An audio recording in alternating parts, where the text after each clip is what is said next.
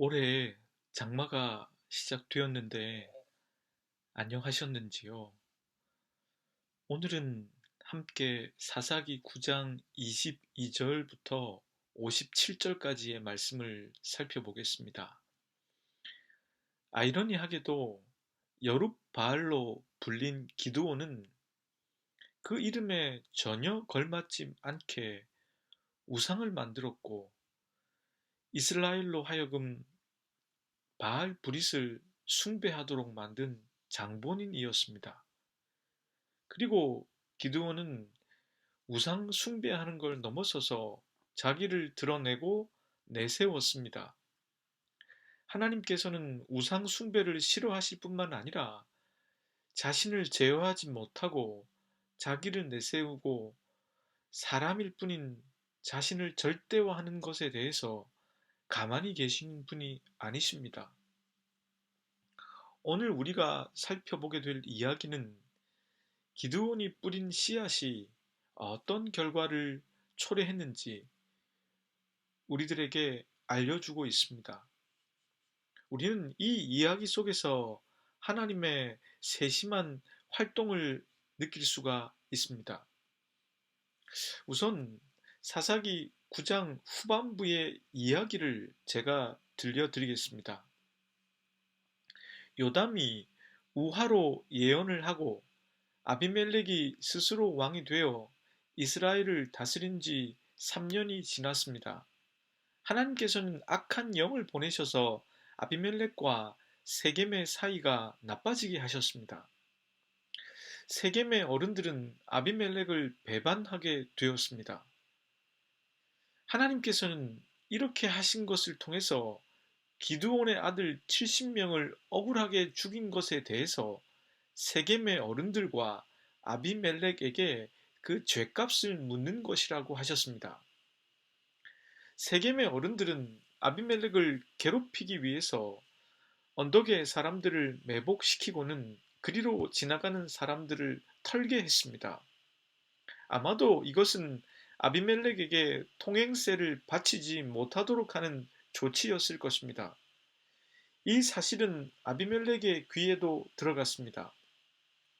그때쯤 에벳의 아들 가알이라는 사람이 등장하는데 이 사람은 자기의 형제들과 함께 세겜으로 이사를 온 사람이었습니다.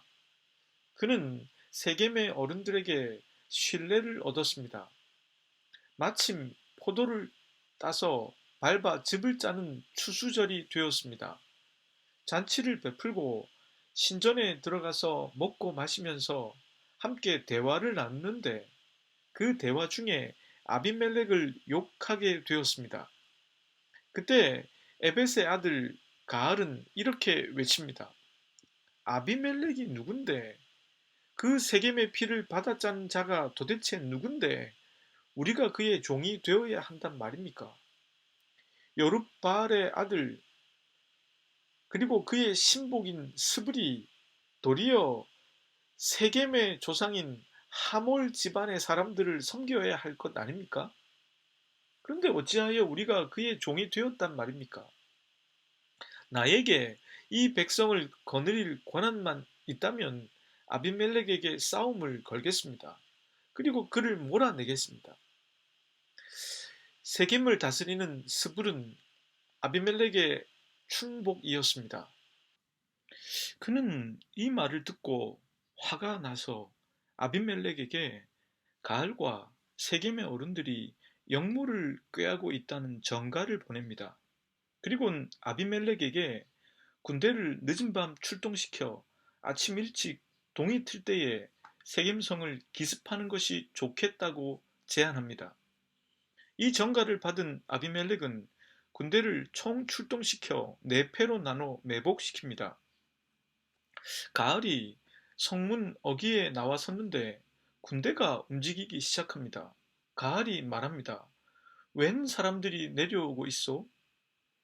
스불은 시치미를 떼며 말합니다. 산의 그림자를 사람으로 잘못 본 것 아니요? 다시 가을이 말합니다. 저것 보시오. 사람들이 밭 가운데서도 내려오고 또 한때는 상수리 나무 길을 따라 오고 있어. 이 말을 들은 스불은 이렇게 말합니다. 아비멜렉이 누군데 우리가 그의 종이 되어야 하느냐면서 으스대더니 그 용기는 어디로 갔소? 저 사람들이 바로 당신이 우습게 보던 사람들이요. 어디 나가서 한번 싸워보시오. 가을은 세겜의 어른들을 거느리고 앞장서 나가 아비멜렉과 싸우다가 쫓겨 도망치게 되었습니다. 가을의 군사들의 시체가 성문 앞까지 너저분하게 뒹굴었습니다. 아비멜렉의 군대는 세겜성을 공격하여 그 안에 있는 백성들을 죽이고 온 성읍을 헐고 소금을 뿌렸습니다. 세겜의 어른들은 모두 엘브릿 신당 밀실에 피신했습니다. 그 소식을 들은 아비멜렉은 모든 군대를 이끌고 산에 올라 나무를 베곤 그 나무를 쌓고 밀실에 불을 질렀습니다. 그때 죽은 사람의 숫자가 남녀 1000명가량이었습니다. 그 후 아비멜렉은 아루마로 돌아가고 스불은 가알과 그의 형제들을 쫓아내고 세겜에 발을 붙이지 못하도록 했습니다. 그 후 아비멜렉은 데베스라고 하는 곳으로 진군하여 그 성을 함락시켰습니다. 그런데 그 성읍 한가운데 견고한 망대가 있었는데 남녀가 모두 그리로 도망했습니다. 아비멜렉은 그 망대에 불을 지르려고 했습니다. 그때 한 여인이 맷돌 짝으로 그의 머리를 내려쳤습니다. 아비멜렉의 두개골이 부수어졌습니다. 아비멜렉은 아직 정신이 있을 그때에 그의 무기를 맡은 자에게 여자에게 죽었다는 말을 들을 수 없으니 네가 나를 찌르라고 했습니다. 이렇게 해서 아비멜렉은 최후를 맞이하게 됩니다. 이것을 보고 이스라엘 사람들은 다 자기 고향으로 돌아갔습니다. 하나님께서는 이렇게 하심으로 70명의 형제를 죽여 아버지에게 못할 짓을 한 아비멜렉의 죄를 물으셨고 그것에 동조한 세겜 사람들의 죄도 물으셨습니다. 요담의 우화가 그대로 이루어지게 된 것입니다.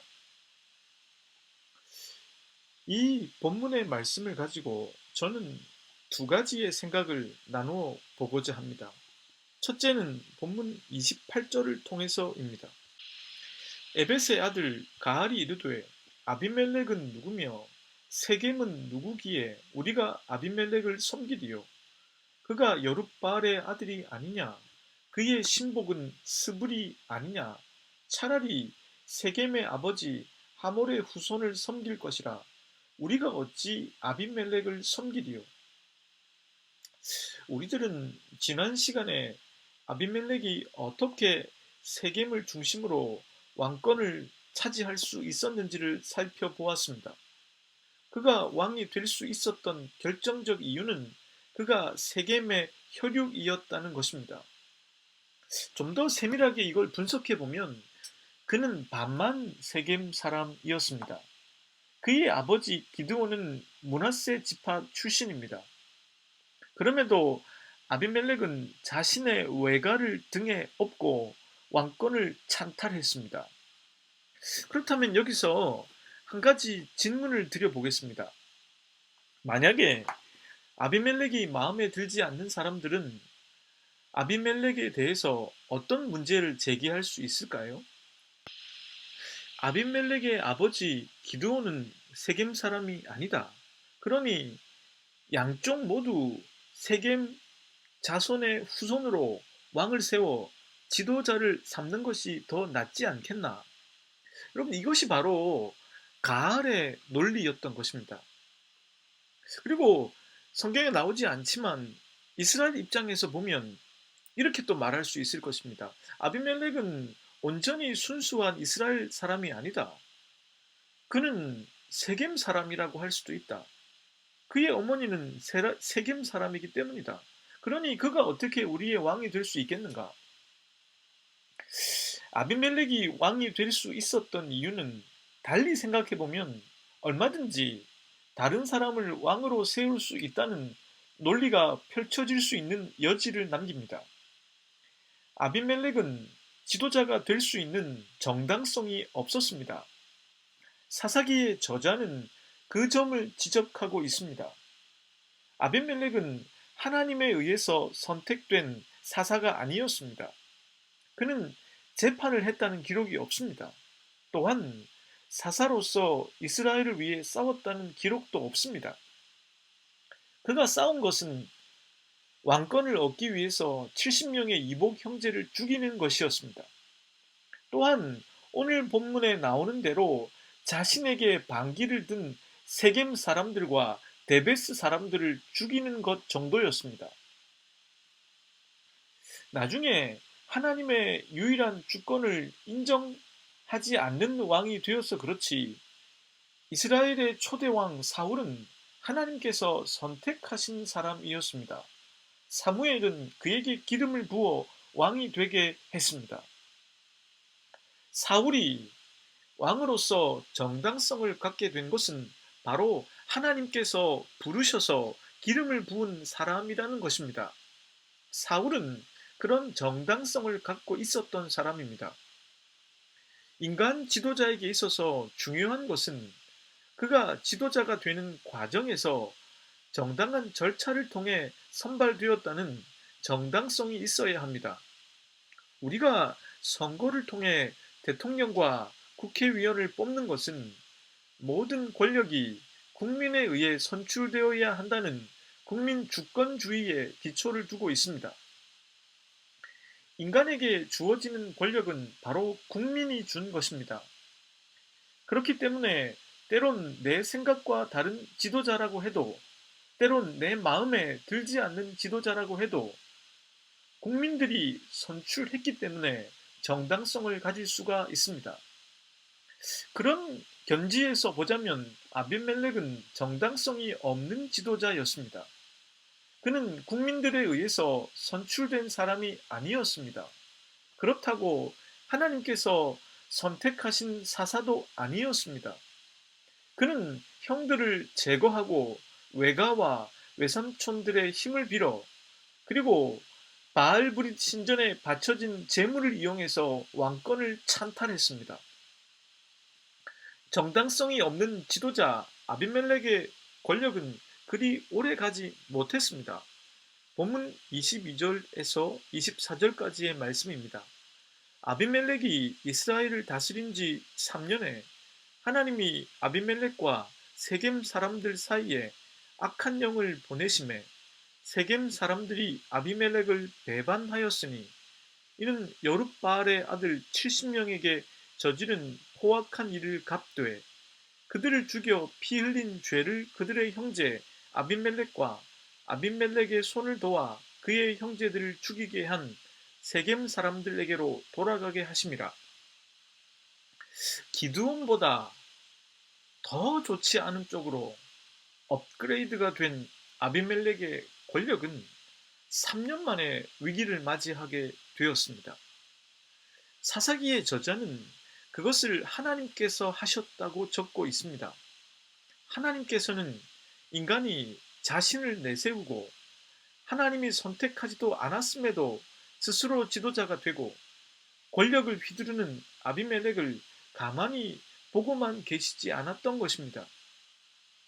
하나님께서는 개입하셔서 인간이 유일한 하나님의 주권을 인정하지 않고 스스로 자신을 높이 드러내고 자신을 내세우는 사람이 사용한 불의한 공조를 깨트리시는 것입니다.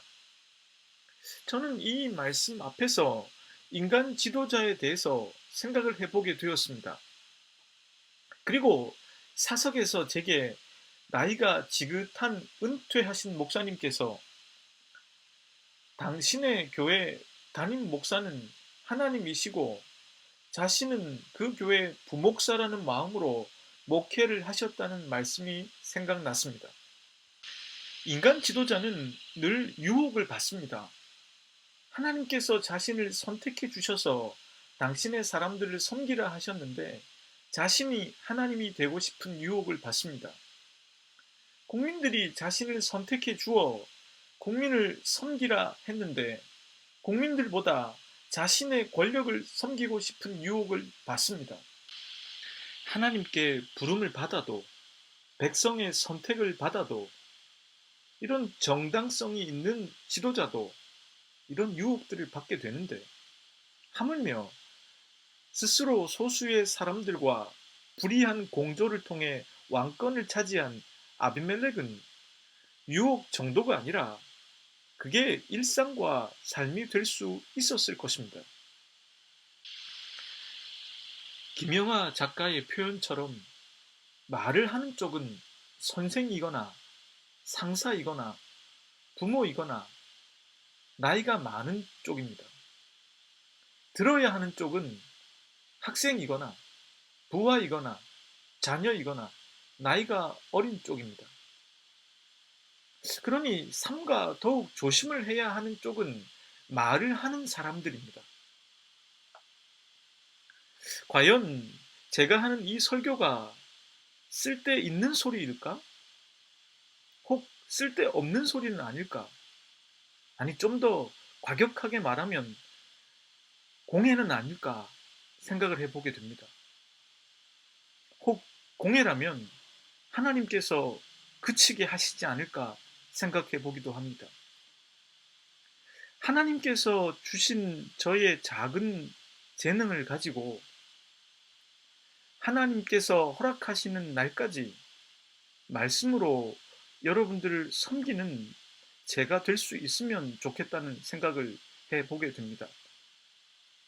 그리고 이 땅에 세워진 인간 지도자들을 위해서 기도해야 되겠다 하는 생각을 해보게 됩니다. 둘째로 생각해 볼 것은 하나님께서는 그대로 갚으신다는 것입니다. 본문 22절부터 24절까지의 말씀을 다시 한번 읽어 보겠습니다.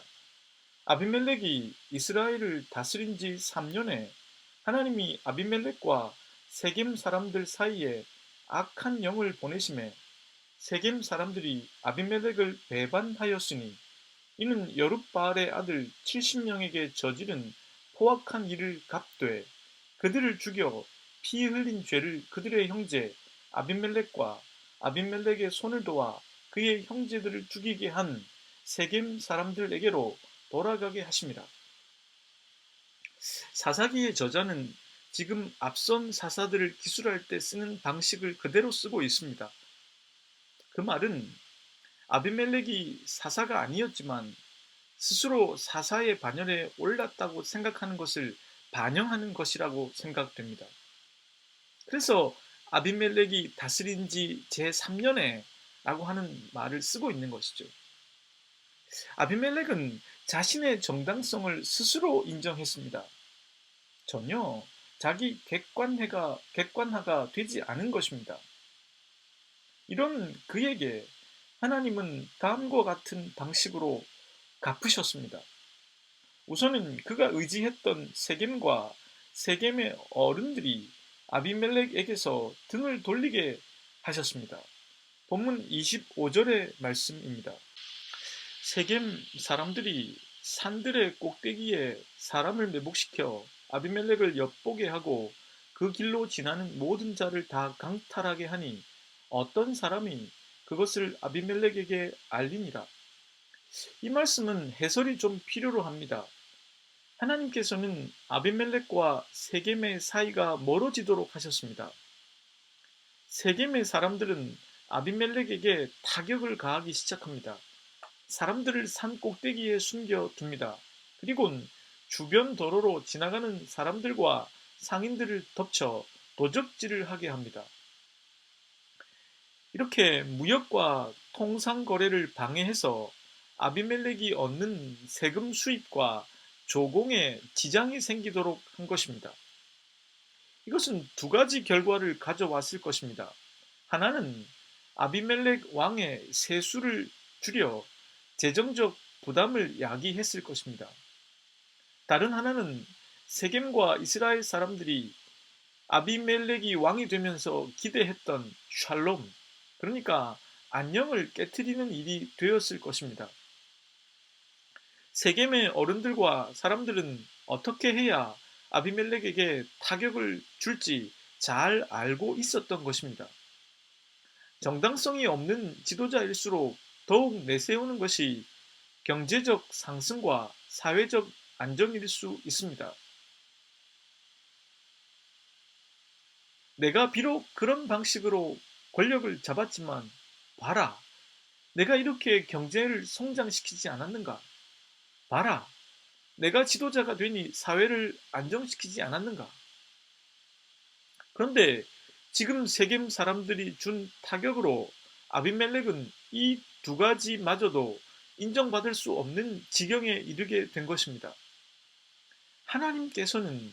하나님께서 주신 정당성 없이 자신의 사적인 관계와 공조하여 왕권을 차지한 아비멜렉에게 세겜이 부메랑이 되어 돌아오게 하셨습니다. 그렇다면 이 세겜은 어떻게 되었을까요?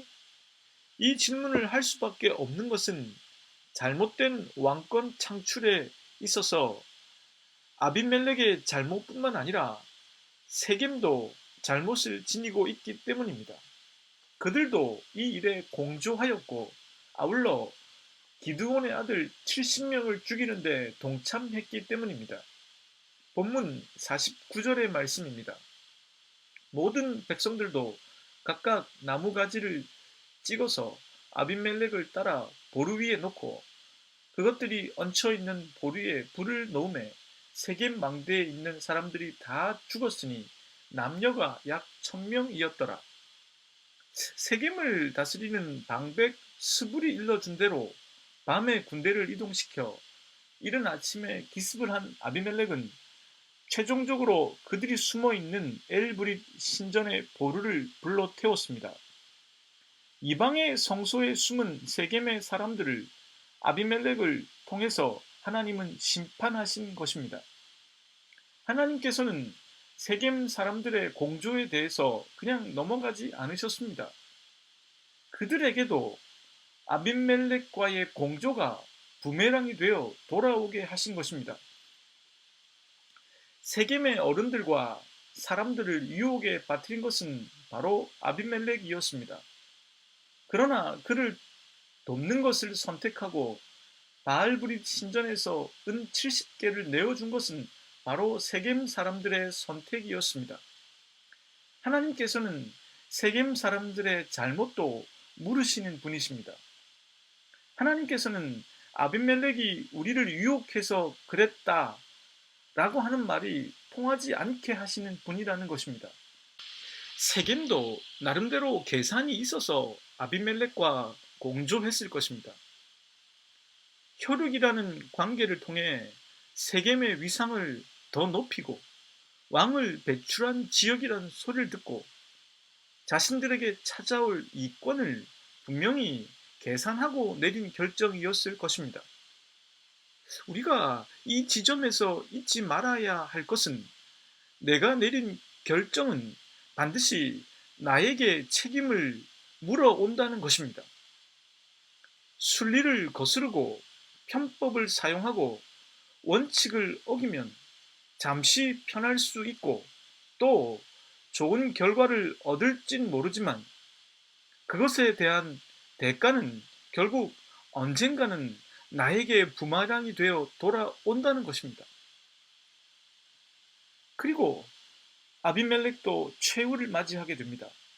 그의 최후에 대해서 본문 52절부터 57절까지는 다음과 같이 적고 있습니다.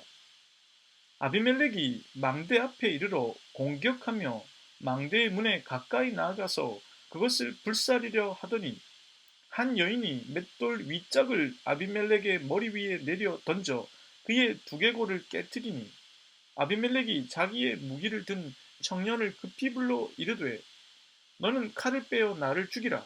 사람들이 나를 가리켜 이르기를 여자가 그를 죽였다 할까 하노라 하니 그 청년이 그를 찌르매 그가 죽은지라. 이스라엘 사람들이 아비멜렉이 죽은 것을 보고 각각 자기 초소로 떠나갔더라. 세겜을 쳐부수고 기고만장했던 아비멜렉은 이번에는 데베스라고 하는 곳으로 가서 그곳을 점령합니다. 데베스는 세겜으로부터 북동쪽으로 약 16km 떨어진 곳에 위치한 성읍으로서 아마도 세겜 사람들과 함께 아비멜렉에 대해서 반역을 꾀했던 것 같습니다. 아비멜렉은 세겜과의 전투에서 승리하자 통치 영역을 확장하고 자신의 위세를 더욱더 펼쳐 보일 기회로 삼았을 것입니다. 전쟁에 대한 묘사가 그리 길지 않는 것으로 볼 때 이 전쟁은 쉽게 아비멜렉이 승리한 것으로 보여집니다. 그가 세겜 사람들을 죽였을 때와 같은 방식으로 데베스 사람들이 망대에 숨었을 때 아비멜렉은 그들을 불태우려고 했습니다. 그때 한 여인이 맷돌 윗짝을 들어 망대 지붕에 있는 아비멜렉의 머리를 깨뜨렸습니다. 당시 맷돌의 지름이 30cm, 무게가 12kg 정도였다고 알려집니다. 여기서 머리를 깨뜨렸다고 했는데 여기서 깨뜨리다라고 하는 이 동사가 다른 성경에서 어떻게 쓰인지 그 용례를 살펴보니까 잔인하게 압제하는 행위를 묘사할 때 씁니다. 사사기의 저자는 이러한 동사를 사용하므로 아비멜렉이 잔인하게 압제를 일삼았었는데 이제는 그것을 그대로 자신이 당하고 있다는 것을 표현하고 싶었을 것입니다. 세겜을 죽인 방식 그대로 데베스 사람들을 죽이려고 했을 때 그만 망대에서 그는 한 여인의 공격을 받습니다. 그리고 그가 자신이 압제했던 것처럼 그도 압제를 당하여 죽임을 당하고 맙니다. 돌에 맞아 죽어가던 그는 자신의 부관에게 여인의 손에 죽었다는 소리를 듣고 싶지 않으니 너가 칼로 나를 찌르라고 합니다. 이렇게 아비멜렉도 최후를 맞이하게 됩니다. 아비멜렉 스스로도 여인에게 죽었다는 기록을 역사에 남기고 싶어 하지 않았습니다. 사사기의 저자는 그 정도로 아비멜렉이 연약한 여인에 의해서 죽었다는 것을 표현해주고 있습니다. 세겜 사람들을 불태워 죽인 그는 이번에는 데베스 사람들을 불태워 죽이려고 했습니다. 그것은 전형적인 폭군의 모습입니다. 그런 폭군은 아이러니하게도 여인의 손에 죽고 말았습니다. 그리고 그는 그것을 부끄러워하여 자신의 부관에게 자신을 죽여달라고 말했습니다. 기고만장했던 아비멜렉이지만 실은 그가 아무것도 아니게 죽어갔다는 것을 전해주고 있습니다. 요담이 우화를 통해서 했던 예언은 그대로 적중하고 있습니다. 세겜은 아비멜렉을 치고 아비멜렉은 세겜을 치고 아비멜렉과 세겜의 죽음은 하나님의 목적이 어디에 있는지 알게 해줍니다. 하나님의 목적은 정의의 전달입니다. 하나님의 정의는 적법한 절차 없이 폭력과 부당한 거래로 얻은 권력을 그들이 의지했던 것들에 의해서 보기 좋게 무너지게 하신 것이었습니다. 하나님의 정의는 압제자를 부수고 다시 하나님의 평화가 임하게 한 것이었습니다. 비록 바알 브리스를 섬긴 배은망덕한 이스라엘이지만 다시 하나님의 유일한 주권을 인정할 때 주시는 은혜를 통해서 그들이 샬롬을 누리도록 하시는 것입니다. 그러니 하나님의 정의는 단순히 인과응보가 아닙니다. 아비멜렉과 세겜에게는 인과응보의 논리가 없다고 할 수는 없지만 좀 더 크게 보면 이스라엘이 하나님께 돌아와 진정한 은혜에 의한 정의를 깨닫고 샬롬을 누리도록 하는 것입니다. 인간이 스스로 만든 정당성은 여지없이 허물어지고 맙니다. 하나님의 유일한 주권을 인정하지 않고 자신이 주권을 지닌 것처럼 자신을 내세우고 절대시하는 것은 결국 자기 자신을 가장 아끼지 않는 태도입니다. 사랑하는 여러분, 주님의 유일하신 주권을 인정하십시오. 그리고 겸손하게 여러분들에게 있는 일상과 삶의 문제들을 그분 안에서 살펴보십시오. 분명히 그분을 인정하는 자에게 그분의 선한 은총과 인도하심이 있을 것입니다. 함께 기도하겠습니다.